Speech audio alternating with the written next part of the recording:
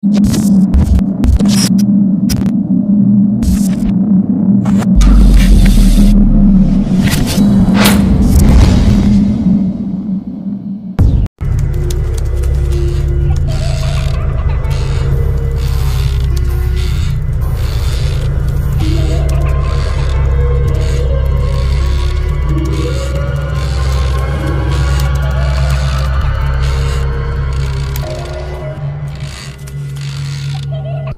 selamat datang di Ladang Cerita.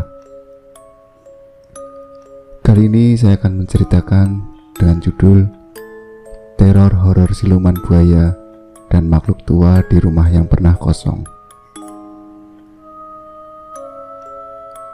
Kejadian ini sudah 10 tahun yang lalu. Ini kisah nyata yang aku alami sama istri yang lagi hamil 5 bulan. Dulu aku bekerja di sebuah pabrik air minum kemasan yang berjarak 1 jam perjalanan dari rumah aku. Karena aku capek bolak-balik tiap hari, jadi aku ngontrak rumah dekat pabrik.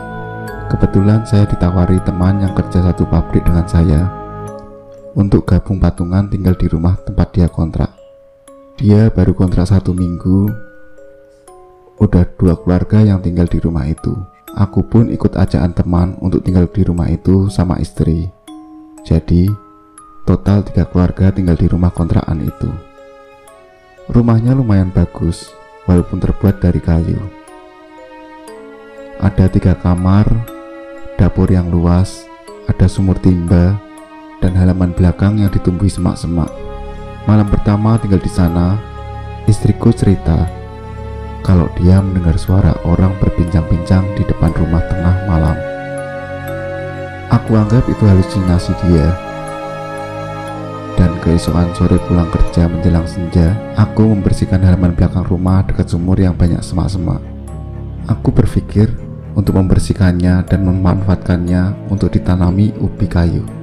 Tidak terjadi apa-apa selama aku memotong rumput dan semak sampai bersih.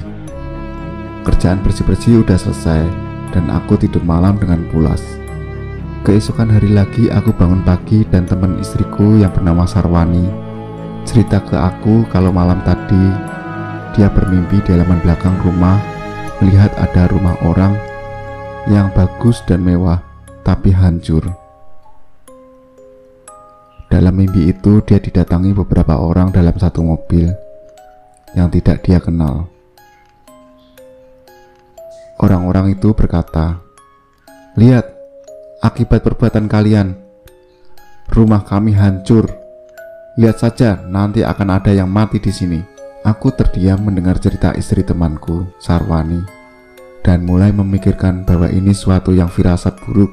Tapi ya sudahlah, pikirku, mudahan tidak terjadi apa-apa karena ulahku membersihkan halaman belakang yang bersemak menjelang senja. Malam pun tiba dan aku tidur. Dalam mimpi aku melihat di dalam kamarku penuh dengan makhluk-makhluk aneh tanpa mata dan wajah, dengan lidah menjulur panjang. Ada yang bermata satu tanpa wajah dan tanpa mulut. Ada juga yang berbadan ular berkepala manusia. Aku terbangun dan mengucap astagfirullah. Kemudian aku berdoa dan tidur lagi. Dan mulai menjelang malam, aku bersama temanku Sarwani ngobrol di tengah rumah. Aku sambil menulis ayat kursi selembar kertas. Dia mulai cerita. Sebelum aku bergabung tinggal di rumah ini, istrinya pernah kesurupan. Dia merasa kesal karena digangguin makhluk penunggu rumah itu. Terus dia bilang, seandainya makhluk itu berupa manusia, dia mau tantang berkelahi saja. Baru sekitar 5 menit dia bicara seperti itu, istrinya Sarwani langsung tiarap menyerupai buaya dengan mata terbalik, kemudian merangkak layaknya buaya menuju pintu belakang rumah dekat sumur. Kami terkejut dan berusaha menahan dan membalikan badannya. Anehnya, kami 3 orang laki-laki tidak mampu membalikan badannya karena luar biasa berat. Tidak berselang lama, istri temanku Dani yang lagi hamil 7 bulan ikut kesurupan. Tapi mimik mukanya seperti nenek-nenek yang nginang sirih. Kami kebingungan dan aku membaca ayat kursi tapi dia cuma berteriak panas, tapi tidak mau keluar dari tubuh istri temanku Dani dan istri temanku Sarwani. Kemudian istriku menelepon ayahnya yang kebetulan bisa mengobati orang kesurupan. Dia langsung berangkat dari rumah. Jarak tempuh 1 jam sampai ke tempat kami. Setelah mertuaku datang, dia pun langsung mengobati kedua istri temanku Dani dan Sarwani. Seketika sadarlah mereka berdua. Setelah sadar, istri temanku yang kesurupan buaya cerita malam itu juga.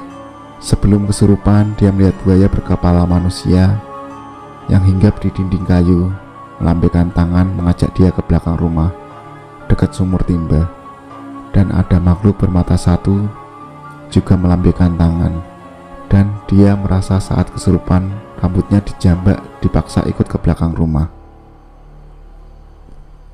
Sedangkan istri temanku Dani yang hamil 7 bulan yang kesurupan makhluk yang seperti menyerupai nenek-nenek, dia cerita kalau dia didatangi makhluk berupa nenek-nenek yang datang dari dapur.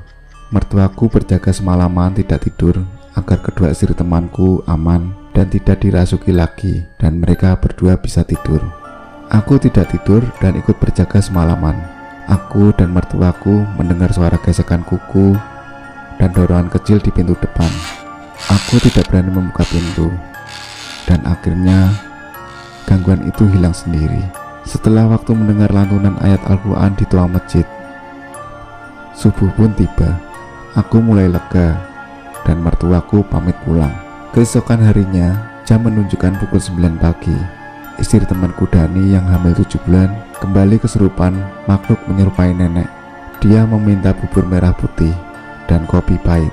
Dia mengancam akan mencelakai istrinya itu kalau tidak dituruti.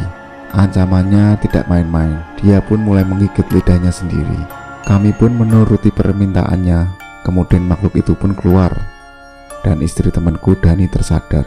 Siang itu juga istriku merasa pusing dan mual karena mulai terpengaruh gangguan makhluk di dalam rumah itu. Dia aku titipkan ke tetangga, sementara aku mulai berkemas untuk meninggalkan rumah hari itu juga bersama istriku. Temanku pun mulai bergegas dan meninggalkan rumah itu. Rumah itu seperti ada kutukan yang pernah kutinggali. Ini adalah pengalaman mencekam yang tidak pernah aku lupakan. Sekian cerita dari saya. Terima kasih sudah menyimak cerita ini, dan nantikan juga cerita-cerita berikutnya setiap hari dan setiap jam 7 malam. Terima kasih.